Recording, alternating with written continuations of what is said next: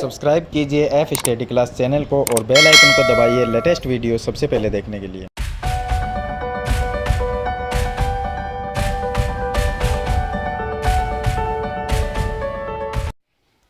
Hello students, आज इस video में हम कक्षा 9 की प्रश्नावली 7.2 से पहले जो उदाहरण दिए गए हैं उसमें से मैंने आपको उदाहरण नंबर 1, 2 और 3 उदाहरण है वो पीछे वाली वीडियो में बता दिए थे। आज इस वीडियो में हम उदाहरण नंबर 4 को सरल करेंगे, तो वीडियो को लाइक कर दीजिए और चैनल को सब्सक्राइब कर लीजिए। तो यहाँ पर देखिए उदाहरण नंबर 4 में दिया गया है कि त्रिभुज ABC में कोण A का समद्विभाजक AD है। यानी ये जो कोण है यहाँ पर A, इसका समद्विभाजक कौन है? AD line. यानी कोण A को AD जो लाइन है वो दो भागों में बांट रही है और दोनों भाग बराबर है। यानी हम कह सकते हैं कि इधर वाला जो कोण और इधर वाला कोण दोनों बराबर है। इसको हमने नाम दे दिया 1 नंबर कोण और 2 नंबर कोण। तो कोण नंबर 1 और 2 क्या है? बराबर है। आगे लिखा है कि AD भुजा BC पर लंब है। जो AD है वो BC के ऊपर क्या है? लंब। लंब का मतलब होता है यहाँ पर जो कोण बनता है ये 90 डिग्री का कोण बन रहा है। इधर भी बनेगा और इस साइड में भी ये 90 डिग्री का कोण बनता है। आगे दिया गया है कि दर्शाइए कि AB और AC बराबर है। हमें क्या सिद्ध करना है कि AB भुजा और AC भुजा क्या है? बराबर सिद्ध करनी है। और त्रिभुज ABC समद्विबाहु त्रिभुज, अगर हम AB भुजा को और AC भुजा को बराबर सिद्ध कर देते हैं तो इसका मतलब एक ABC जो त्रिभुज है इसके अंदर AB और AC भुजा बराबर हो जाएगी।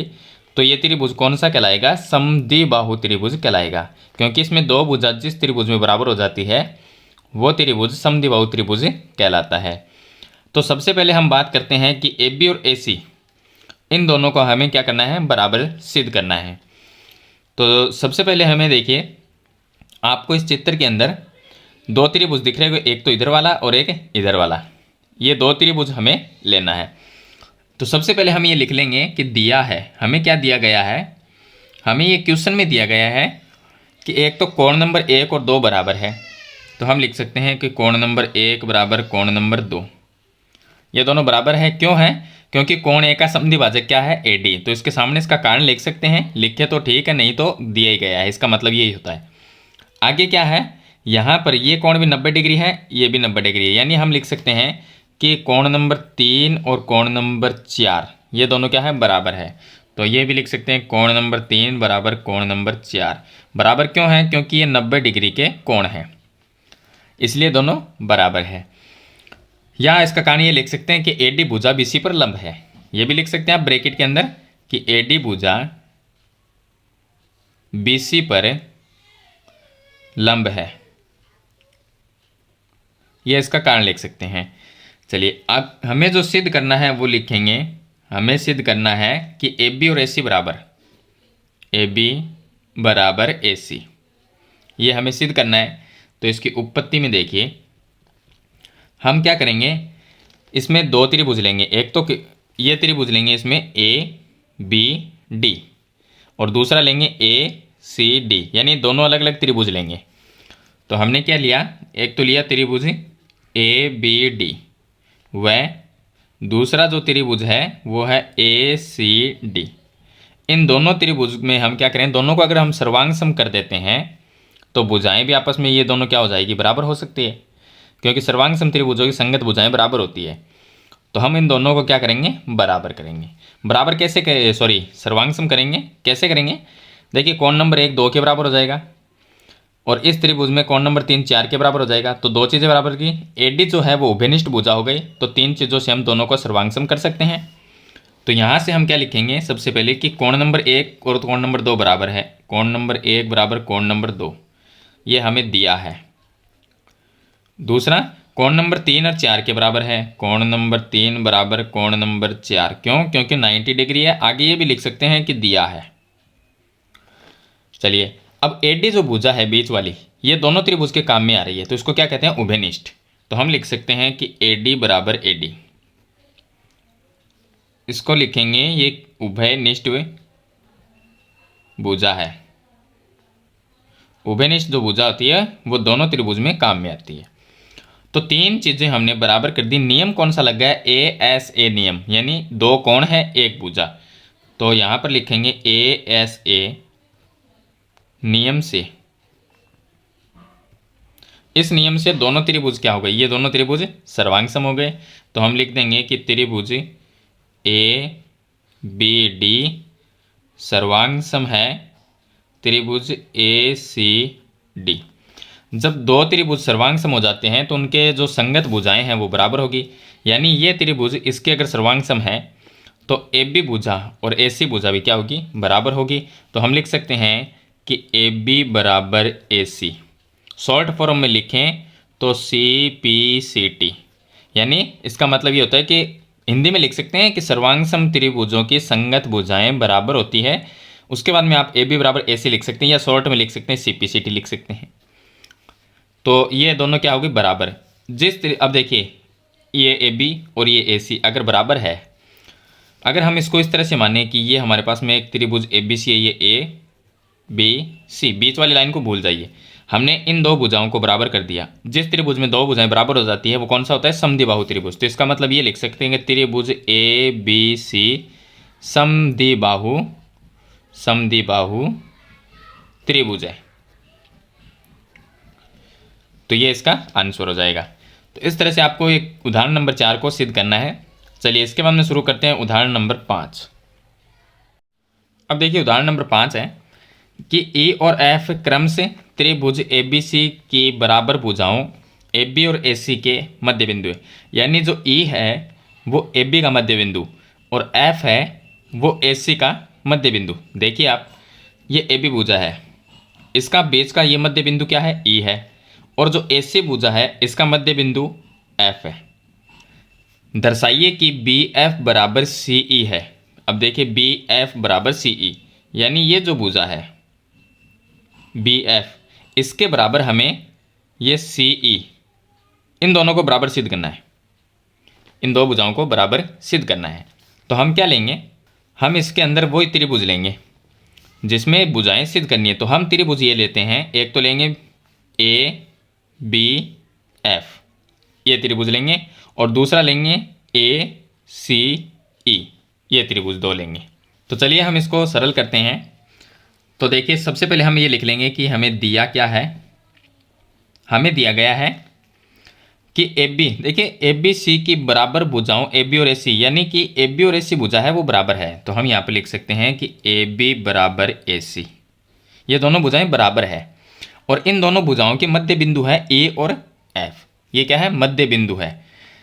तो ये दोनों भुजाएं बराबर है और ए और एफ इनके क्या है, मध्य बिंदु। तो देखिए यहाँ पर एक चीज़ समझिए कि ए बी जो भुजा है वो अगर ए सी के बराबर है, ये तो दोनों बराबर है, ई जो है वो ए बी का मध्य बिंदु, यानी कि ये ऊपर वाला भाग और नीचे वाला भाग क्या होंगे, बराबर। ए ई और ई बी ये भी बराबर होंगे, ए एफ और एफ सी ये भी बराबर होंगे, क्योंकि एफ क्या है, मध्य बिंदु। तो अगर देखिए ए बी पूरी भुजा और ए सी भुजा, ये भुजा इस भुजा के अगर बराबर है तो इनके आधे आधे भाग भी क्या होंगे, बराबर होंगे। यहाँ पर देखिए एक लाइन इस पे है और एक लाइन इस पे है, इसका मतलब क्या है, ए ई और ए एफ ये भी क्या होंगे, बराबर होंगे। यानी पूरी भुजा जब बराबर होती है तो उनके आधे आधे भाग भी बराबर होते हैं। तो चलिए अब हम इसमें दो त्रिभुज लेते हैं। कौन से आपको दो त्रिभुज लेने हैं, तो देखिए एक तो आपको ये त्रिभुज लेना है ए बी एफ, क्योंकि इसके अंदर बी एफ, ये बी एफ भुजा है वो आ रही है। तो हमें ये सिद्ध करना है कि बी एफ और सी ई ये क्या बराबर। तो मैं एक बार आकृति बता देता हूँ आपको कौन सी लेनी है। तो ये आकृति जो है इस तरह से है, इस तरह की आकृति है, और दूसरी जो आकृति है वो कुछ इस साइड में है, इस तरह से।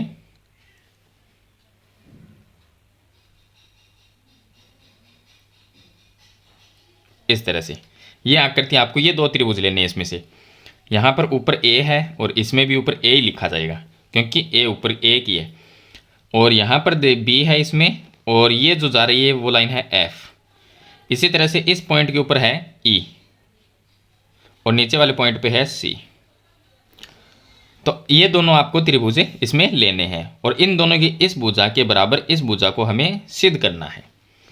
तो हम दो त्रिभुज कौन से लेंगे, एक तो लेंगे कि त्रिभुज उत्पत्ति में इसकी, एक तो हो गया त्रिभुज ए बी एफ, और वह दूसरा जो त्रिभुज है वो हो जाएगा ए सी ई। ए सी ई, ये हो गए दो त्रिभुज। दोनों त्रिभुज को हम कर देंगे सर्वांग सम, तो इनकी भुजाएं भी क्या हो जाएगी, बराबर हो जाएगी। अब सर्वांग सम करने के लिए हमें तीन चीज़ें चाहिए, तो हम पहले ये देखेंगे वो तीन चीज़ें कौन सी है। देखिए क्वेश्चन में ये दिया गया है कि ए बी भुजा और इस त्रिभुज की ए सी भुजा बराबर है, यहाँ पर दिया गया है। तो हम ये लिखेंगे कि ए बी बराबर ए सी, ये हमें दिया है। चलिए अब इस भुजा के बराबर ये तो हो गई, एक काम हो गया। दूसरा क्या, कोण ए इसमें भी है और कोण ए इसमें भी है। क्या कहने का मतलब कोण ए है वो उभयनिष्ठ है, दोनों त्रिभुजों में काम में आ रहा है। तो हम क्या लिखेंगे कि कोण ए बराबर कोण ए, आगे लिख देंगे उभयनिष्ठ कोण, क्योंकि दोनों त्रिभुजों में काम में आ रहा है, ये उभयनिष्ठ कोण है। तीसरी चीज़ हम बराबर करेंगे, यहाँ पर देखिए एक लाइन यहाँ पर थी और एक लाइन यहाँ पर थी, यानी ए ई और ए एफ बराबर है। देखिए ये हो गया, सॉरी ए ई एक तो ये हो गई और ए एफ, ये दोनों क्या है, बराबर है। क्यों, क्योंकि जब पूरी भुजा बराबर है, देखिए ए बी और ए सी बराबर है तो इनके आधे आधे भाग भी क्या होंगे, बराबर होंगे। तो हम क्या लिखेंगे, ए ई बराबर ए एफ, ए ई बराबर ए एफ। अब इसका एक कारण आपको ये लिखना पड़ेगा कि बराबर भुजाओं के आधे हैं। हम ये लिखेंगे कि ये दोनों बराबर भुजाओं के आधे भाग, यानी कि कहने का मतलब ये है जब दो भुजाएं बराबर है, ये दोनों बराबर है, तो इसके आधे आधे अगर आधे होंगे वो भी क्या होंगे, बराबर होंगे। क्योंकि यहाँ पर ई और एफ मध्य बिंदु है तो इनके आधे आधे भाग भी क्या होंगे, बराबर। दोनों बराबर है पूरी, तो इसके आधे आधे भाग भी बराबर होंगे।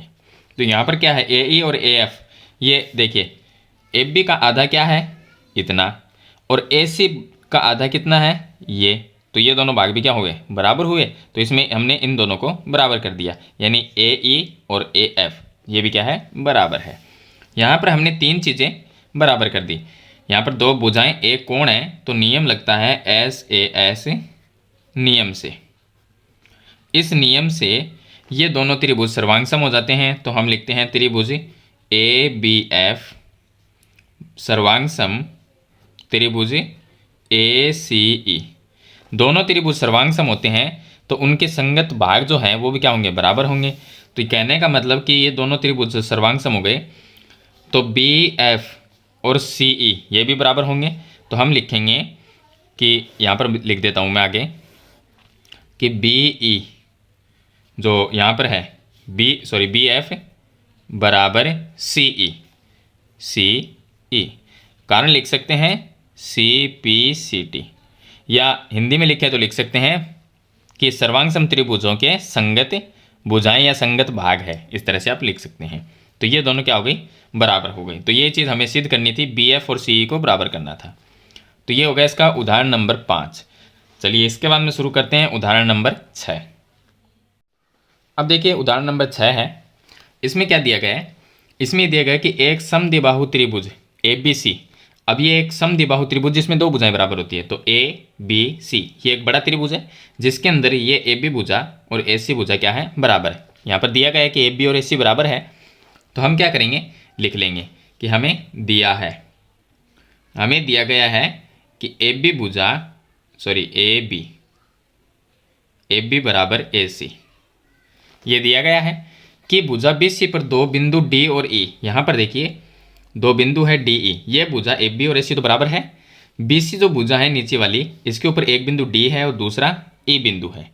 दोनों बिंदु इस प्रकार है कि बी ई बराबर सी डी है, बी ई बराबर सी डी, ये भी हमें दिया गया है। हमें सिद्ध क्या करना है कि ए डी और ए ई बराबर है, हमें सिद्ध करना है, वो यहाँ पर हम लिख लेते हैं कि हमें सिद्ध करना है ए डी बराबर ए ई, यानी ए डी भुजा ये और ए ई भुजा ये, इन दोनों भुजाओं को बराबर सिद्ध करना है। तो इसके लिए हम क्या करेंगे, ये दो त्रिभुज लेंगे, एक तो ये त्रिभुज और एक इधर वाला ये त्रिभुज, बीच वाले त्रिभुज को नहीं लेना। ये दो त्रिभुज लेंगे, तो इसमें देखिए एक ये भुजा इसके बराबर हो गई। जब भुजाएं बराबर होती है तो उनके सम्मुख कोण बराबर होते हैं, यानी कहने का मतलब ये है कि किसी भी त्रिभुज में, मान लीजिए ये एक ABC त्रिभुज है जो कि समद्विबाहु त्रिभुज है, ये A है, B है, C है। इसमें समद्विबाहु का मतलब ये भुजा अगर इसके बराबर है तो कोण B और कोण C भी बराबर होंगे। क्यों? से जो बराबर भुजाओं के सम्मुख कोण होते हैं, तो इसका मतलब कोण B, ये दो भुजाएं बराबर तो दोनों कोण भी बराबर है। तो यहाँ पर कोण B है वो कोण C के बराबर हो जाएगा। तो चलिए हम यहाँ पर इसमें सरल करते हैं। इसकी उत्पत्ति में देखिए, उत्पत्ति से पहले आप चलिए उत्पत्ति में देखिए, मैं आपको डायरेक्ट सीधा ही बता देता हूँ। उत्पत्ति में हमने दो त्रिभुज लिए, कौन से? एक तो लिया ABD, तो हम लिखेंगे त्रिभुज ABD, व दूसरा त्रिभुज इधर वाला ACE, ये हो गया ACE। दोनों त्रिभुज में दोनों को सर्वांग सम करना है तो तीन चीज़ें बराबर करनी होगी। सबसे पहले इस त्रिभुज की AB भुजा और इसमें AC भुजा बराबर है, तो हम लिखेंगे कि AB बराबर AC, ये हमें दिया है। अब ये दोनों भुजाएं बराबर तो इनके सम्मुख कोण भी बराबर होंगे, यानी कोण B है, इस भुजा के सामने कोण C और इधर वाली भुजा के सामने कोण B, सम्मुख कोण हो गए, तो B और कोण C बराबर होंगे। तो हम लिख सकते हैं कोण B और कोण C बराबर होंगे, क्योंकि ये क्या है, एक समद्विबाहु त्रिभुज और दो भुजाएं बराबर तो दोनों कोण भी बराबर होते हैं। तो इसका कारण लिख देंगे, आप क्या लिखेंगे कि बराबर भुजाओं के सम्मुख कोण, ये इसका कारण लिख दीजिए, बराबर भुजाओं के सम्मुख कोण, यह है बराबर भुजाओं के सम्मुख कोण। तो दो चीज़ें बराबर कर दी। तीसरे हम क्या करेंगे, अब इन दोनों को तो हमें बराबर लास्ट में सिद्ध करना है, तो ये तो हम किसी तरह से लिख नहीं सकते, तो हम क्या करेंगे, जो ये भुजा है BD, इसके बराबर इसको लिखेंगे, लेकिन इसको सीधा नहीं लिख सकते क्योंकि ये बराबर दी नहीं गई है। हमें क्या दिया गया है कि BE, ये देखिए BE और CD बराबर है, यानी B से लेके E तक और C से लेके D तक ये दोनों बराबर है। तो यहाँ पर हम क्या लिखेंगे, हम लिखेंगे कि BE बराबर CD। हमें क्या लेके आनी है, हमें तो BD और CE ये लेके आनी है। यहाँ पर तो BE और CD है, तो देखिए BD ये भुजा, इतनी सी भुजा हमें चाहिए, तो BD लेके आने के लिए ये जो पूरी है B से E तक, यानी ये पूरी भुजा इतनी, यहाँ से लेके यहाँ तक, इसमें से मैं इतनी भुजा, यहाँ तक की भुजा यानी यहाँ तक की ये भुजा गए, पूरी में से इतनी भुजा को अगर मैं फेंक देता हूँ बाहर निकाल के, तो पीछे ये इतनी भुजा रह जाएगी जिसका नाम क्या है BD। तो पूरी भुजा क्या है BE, इसमें से अगर मैं माइनस कर दूँ इस वाली भुजा को DE को, तो पीछे क्या रह जाएगी, BD रह जाएगी। तो BE, इसमें से अगर मैं माइनस कर देता हूँ कौन सी, बीच वाली भुजा DE बराबर CD जो पूरी भुजा है। अब CD भी इसी तरह से है, C से लेके D तक, तो हमें क्या चाहिए, हमें तो इतनी चाहिए, तो CD पूरी में से बीच वाली माइनस कर देता हूँ तो पीछे CE रह जाएगी, तो बीच वाली माइनस कर देंगे, CD में से माइनस कर देंगे बीच वाली DE, दोनों में से सेम भुजा को माइनस करना है, BE माइनस DE, यानी BE माइनस बीच वाली माइनस करेंगे तो पीछे क्या रहेगी, BD रहेगी, तो ये आ गया BD बराबर, यहाँ पर CD में से बीच वाली DE माइनस कर देंगे तो पीछे CE रह गई, तो ये हो गया CE। अब यहाँ पर देखिए AB और AC बराबर है, कोण B और कोण C बराबर है, यानी इस त्रिभुज का देखना है, इस भुजा बराबर ये कर दी, B और C बराबर है, और BD भुजा और CE को हमने यहाँ पर बराबर कर दिया, तो क्या हो गया, दो भुजाएं और एक कोण बराबर हो गया। इससे ये है कि दो भुजाओं और एक कोण का नियम कौन सा है, इसमें नियम SAS का नियम लग जाएगा। तो हम क्या लिखेंगे, हम लिखेंगे SAS नियम से। चलिए मैं यहाँ पर लिख देता हूँ SAS नियम से दोनों जो त्रिभुज है वो क्या हो गए, सर्वांग सम। तो हम लिखेंगे कि त्रिभुज ABD सर्वांग सम है त्रिभुज ACE के, और सर्वांग सम त्रिभुजों के जो संगत भाग होते हैं वो बराबर होते हैं। यानी अब ये दोनों त्रिभुज जब सर्वांग सम है तो इसकी ये भुजा और इसकी ये भुजा बराबर होगी। क्यों होगी, क्योंकि सर्वांग सम त्रिभुजों के संगत भाग बराबर होते हैं।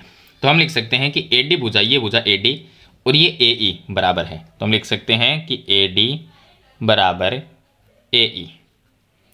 कारण लिखेंगे CPCT, या आप हिंदी में लिखना चाहो तो लिख सकते हो। तो इस तरह से आपको उदाहरण नंबर जो 6 है उसको सिद्ध करना है।